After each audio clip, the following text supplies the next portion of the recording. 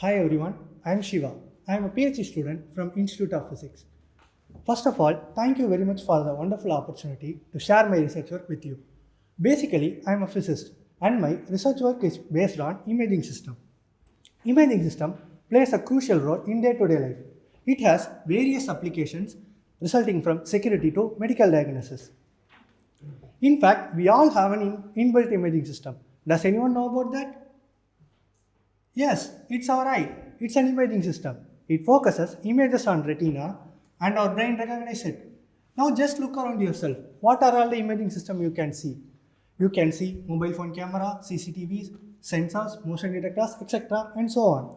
All these imaging systems can record and process information only in 4D. 4D, which is 2D space, time, color, etc. So, is it sufficient for the modern world to understand everything? Definitely no. If I cut a piece of tissue from my hand and place it under a microscope, I would get information only in 2D. It is not sufficient to resolve the problem using that information. So, in my PhD project, I am focusing on 6-dimensional imaging system, which is 2D space, color, time, depth and polarization, which is beyond 4D using chaotic waves. It has various applications, include cancer diagnosis, food alteration, etc. and so on. So how to perform this? Imaging system is a mapping device. I should map all the object information into the sensor.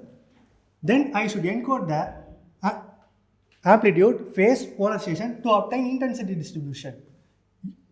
Then I should use computational methods and algorithms to reconstruct the entire object information using that intensity distribution.